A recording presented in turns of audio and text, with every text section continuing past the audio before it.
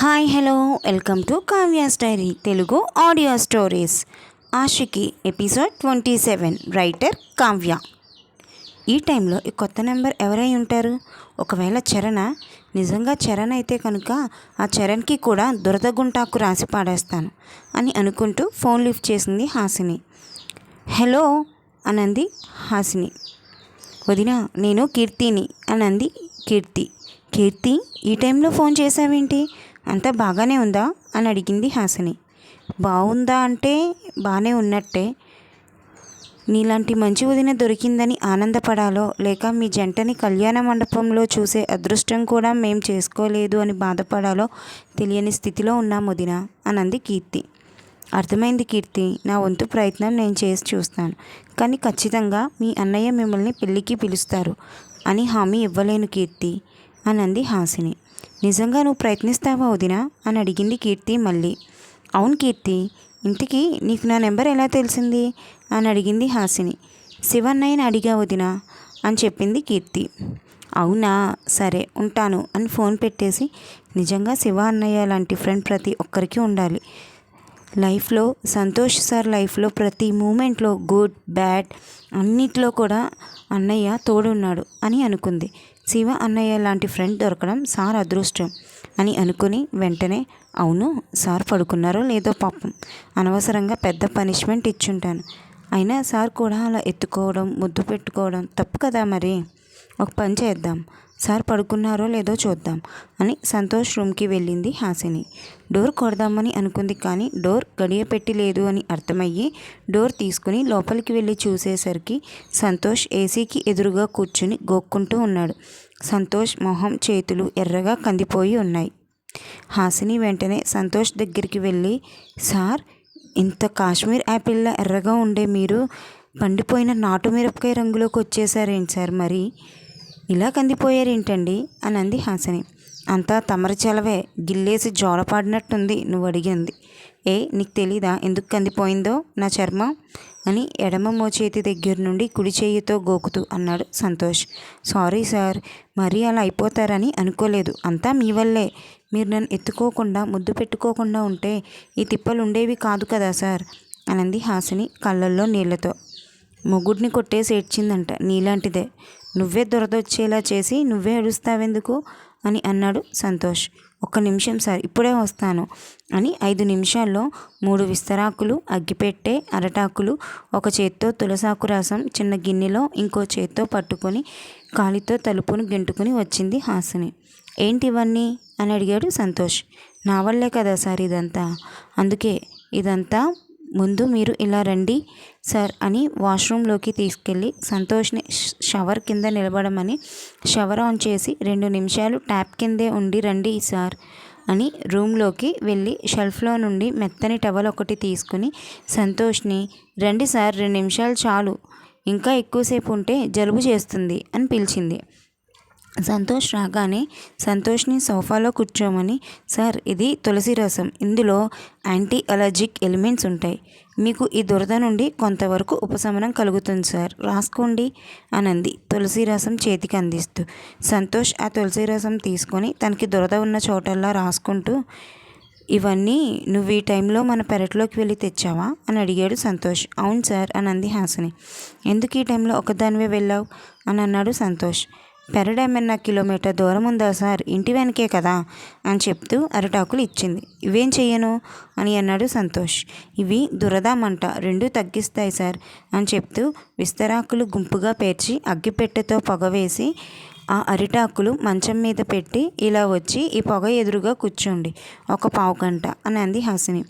సంతోష్ విస్తరాకుల పొగ ఎదురుగా మఠం వేసుకుని గెడ్డం కింద చేతులు పెట్టుకుని కూర్చుని, ఈ పొగ ఎందుకు అని అడిగాడు. ఈ ఆకులు ఎలర్జీకి యాంటీబయాటిక్ సార్, మీ బాడీలో దురద వల్ల చేరిన బ్యాక్టీరియా ఉంటే ఈ ఆకులు పొగ పీల్చడం వలన ఆ బ్యాక్టీరియా నుండి మన బాడీని కాపాడుకోవచ్చు అని చెప్తూ హాసిని మంచం మీదున్న అరిటాకులన్నీ వరుసగా సగం మంచం అరిటాకులు కప్పేసేలా పరిచి, పొగ పీల్చేశాక ఆ ఆకుల మీద కాసేపు పడుకోండి సార్ అని చెప్తూ సంతోష్ ఎదురుగా కూర్చుంది. ఇవన్నీ నీకెలా తెలుసు అని అడిగాడు సంతోష్. మా మావయ్య ఆయుర్వేదం మందు తయారు చేసేవారు సార్.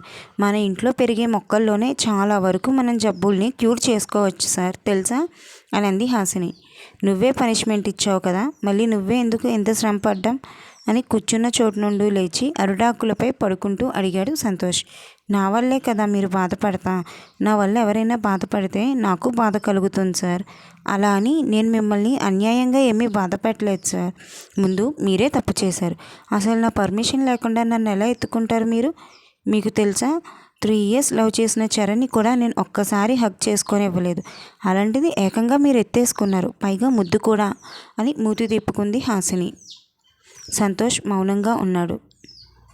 సరే సార్, ఇప్పుడు కాసేపు కళ్ళు మూసుకొని రిలాక్స్ అవ్వండి. కాసేపు ఉన్నాక ఈ ఆకులు తీసేశాను అని చెప్పి బాల్కనీలోకి వెళ్ళి నిలబడి కీర్తితో మాట్లాడిన విషయం గురించి తన చిట్టి బుర్రకి పదును పెట్టి బుగ్గ మీద వేలు వేసుకొని సార్ని ఎలా కన్విన్స్ చెయ్యాలబ్బా అని ఆలోచించి చించి ఐడియా అని చిటికి వేసి రేపు మార్నింగ్ సార్ని టెంపుల్కి తీసుకుని వెళ్దాం, కీర్తికి కూడా విషయం చెప్తే సరి అనుకుంది. హాసిని బాల్కనీలో నుండి రూమ్లోకి వచ్చి సార్ లేవండి, ఒకసారి ఆకులు తీసేసి పక్క మారుస్తాను అని అంది. సంతోష్ లేచి ఈ అరటాకులు ఎందుకు అని అడిగాడు.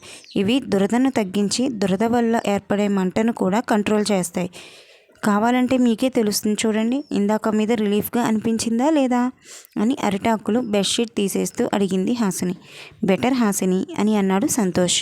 హాసిని షెల్ఫ్లో నుండి ఇంకో బెడ్షీట్ తీసి వేస్తూ సార్ రేపు మనిద్దరం టెంపుల్కి వెళ్దామా సార్ ప్లీజ్, అంటే నన్ను నేను ఇంకా స్ట్రాంగ్గా ప్రూవ్ చేసుకోవడానికి షూట్ సక్సెస్ఫుల్గా ఆ చరణ్కి గట్టి గుణపాఠం చెప్పే ధైర్యం ఇమ్మని ఆ దేవుడిని వేడుకుంటాను సార్, మీరు కూడా నాతో రండి ప్లీజ్ అని అంటూ వెనక్కి తిరిగింది హాసిని.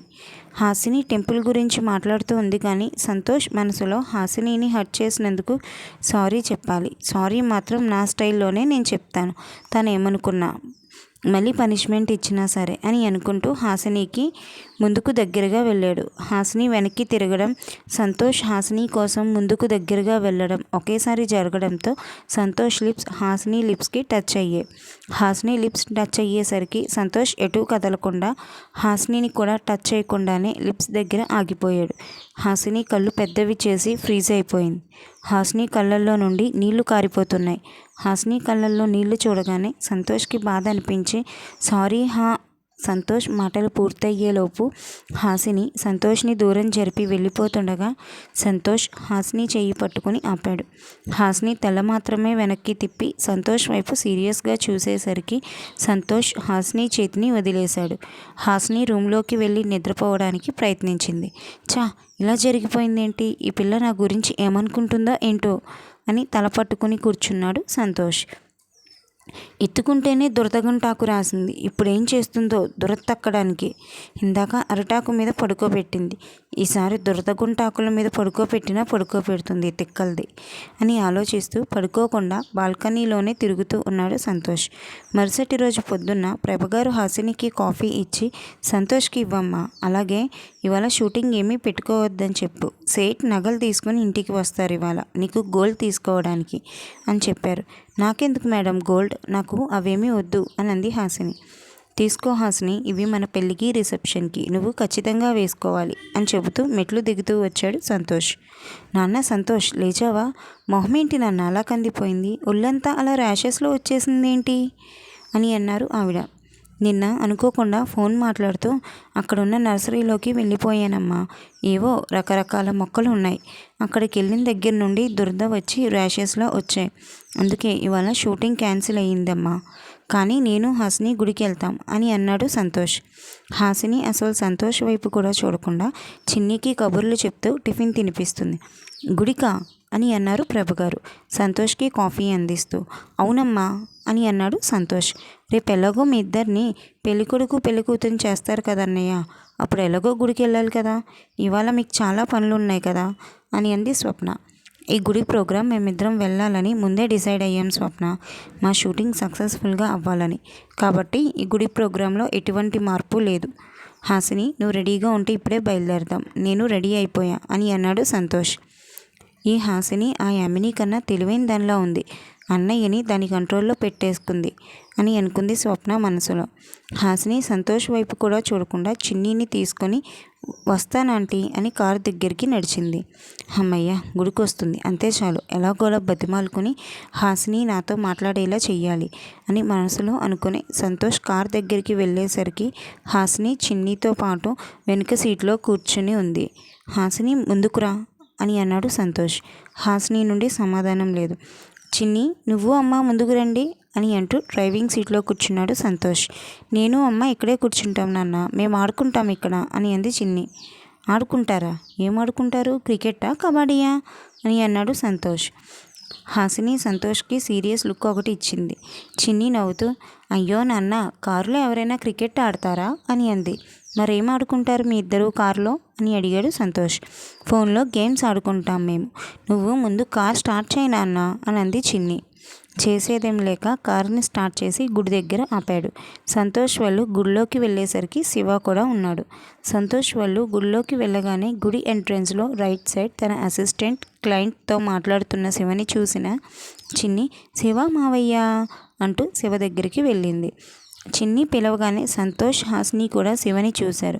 హాసిని చిన్నగా నవ్వి ముందుకు వెళ్ళిపోయింది. శివ క్లయింట్తో ఉండటం చూసి సంతోష్ కూడా శివ దగ్గరికి వెళ్లకుండా హాసిని వెనుక వెళ్ళాడు. హాసిని ప్రదక్షిణలు చేస్తుంటే సంతోష్ హాసిని వెనకే ప్రదక్షిణలు చేస్తూ, హాసిని ప్లీజ్ హాసిని, నేను కావాలని చెయ్యలేదు, అది అనుకోకుండా జరిగిపోయింది అని అన్నాడు. హాసిని నుండి ఎటువంటి రెస్పాన్స్ లేదు. హాసిని చేసిన 108 ప్రదక్షిణాలు అయిపోయాయి. హాసిని ప్రదక్షిణలు చేస్తున్నంతసేపు సంతోష్ హాసినిని బతిమాలుతూనే ఉన్నాడు. కానీ హాసిని సమాధానం ఇవ్వకపోయేసరికి సంతోష్ సహనం నశించి సహనాన్ని కోపం ఆక్రమించుకోవడం మొదలైంది. శివ దగ్గర ఆడుకుంటున్న చిన్ని కోసం వెళ్ళిన హాసిని చెయ్యి పట్టుకుని, నాకు కోపం తెప్పించక హాసిని, అసలు నేను ఇంతసేపు ఎవరిని బతిమాలింది లేదు, నేను చేసిన తప్పే, కానీ కావాలని చెయ్యలేదు. సిచ్యువేషన్ ఏంటో నీకు తెలుసు కదా, కనీసం నాకు ఎక్స్ప్లెనేషన్ ఇచ్చే అవకాశం కూడా ఇవ్వట్లేదు నువ్వు అని అన్నాడు సంతోష్. సంతోష్ వాళ్ళకి 2 అడుగుల దూరంలో నిలబడిన శివకి హాసిని మీద సంతోష్ సీరియస్ అవుతున్నాడు అని అర్థమైంది. సంతోష్ వాళ్ళకి 2 అడుగుల దూరంలో నిలబడిన శివకి హాసిని మీద సంతోష్ సీరియస్ అవుతున్నాడు అని అర్థమైంది. చిన్నీని తన అసిస్టెంట్కి ఇచ్చి పక్కకి తీసుకెళ్ళి ఆడించమని సంతోష్ దగ్గరికి వెళ్ళాడు శివ. ఇప్పుడు ఏమంటారు సార్, అయితే మీతో మాట్లాడాలి అంతేనా అని అంది హాసిని. మాట్లాడడం అంటే ఏదో మొక్కుబడిగా కాదు, నేను ఒకసారి చెప్పేది విను అని సంతోష్ అంటూ ఉండగా, నాకేం వినాలని లేదు సార్, మన పొద్దు నుండి మీ ప్రవర్తన అస్సలు బాలేదు, ఈసారి దురదగుంట ఆకులతో అభిషేకం చేస్తాను జాగ్రత్త అని ప్రసాదం కౌంటర్ దగ్గరికి వెళ్ళింది హాసిని. ఏమైంది? ఈ దురదగుంటాకేంటి అసలు, ఏం చేసావు నువ్వు హాసిని అంత కోపంగా ఉంది అని అడిగాడు శివ. ఏదో చేశాలే, నా కర్మకాలి అని హాసిని వెనుక వెళ్ళి ఈసారి చెయ్యి పట్టుకుని, ఇంకా నా సహనాన్ని పరీక్షించక హాసిని అని అన్నాడు సీరియస్గా. చెయ్యి వదలండి ముందు అని అంది హాసిని. అంతే సీరియస్గా కళ్ళు పెద్దవి చేసి చెప్పింది. ఈసారి నువ్వు సీరియస్ అయినా నేను వినను, నా తప్పు లేదు అని చెప్పే అవకాశం కూడా ఇవ్వవెందుకు అని అన్నాడు సంతోష్. సరే సార్, మీతో మాట్లాడతాం, ముందు చెయ్యి వదలండి అని అంది హాసిని. అయితే ఇలా రా అని హాసిని చెయ్యి వదలకుండా తనని తీసుకొని ఆ గుడి ఆవరణలోనే ఉన్న అరుగు దగ్గరికి తీసుకుని వెళ్ళి హాసినితో పాటు అరుగు మీద కూర్చున్నాడు సంతోష్. సార్, నేను మీతోనే ఉంటాను, ఎక్కడికి పోను, చెయ్యి వదలండి ముందు అని అంది హాసిని.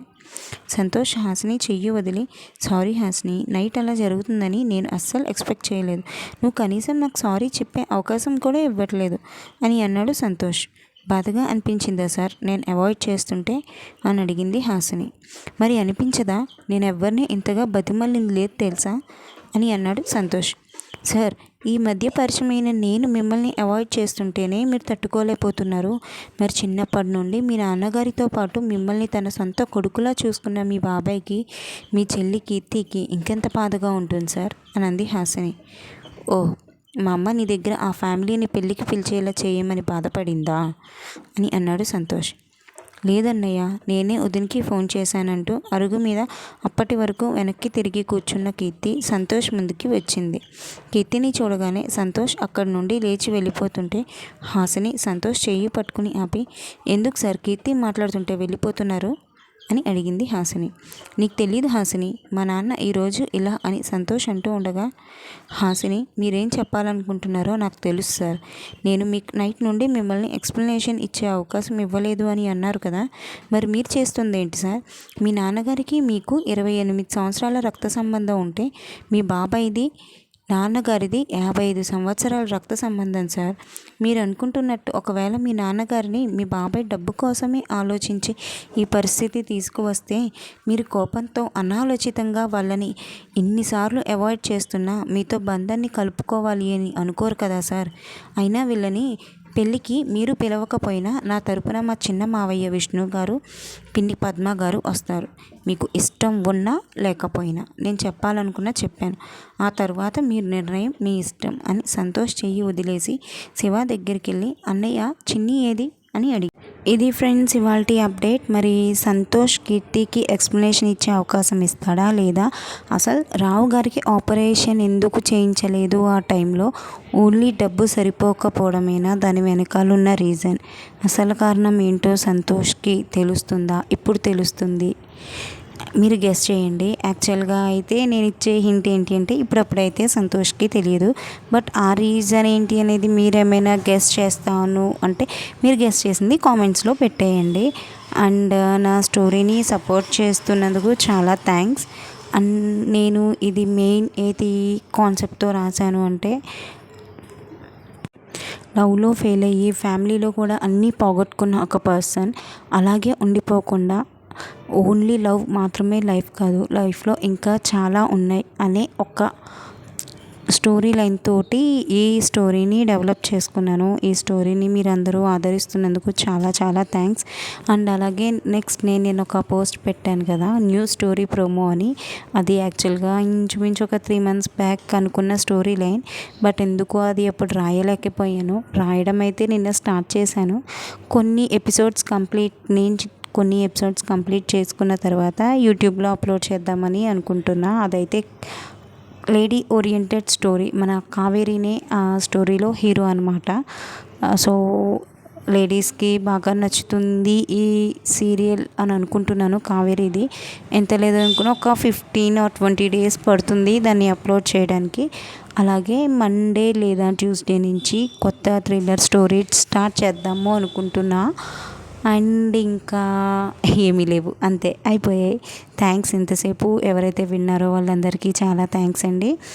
మీ సపోర్ట్ ఎప్పటికీ నాపై ఇలాగే ఉంచాలి అని కోరుకుంటూ మీ కావ్య.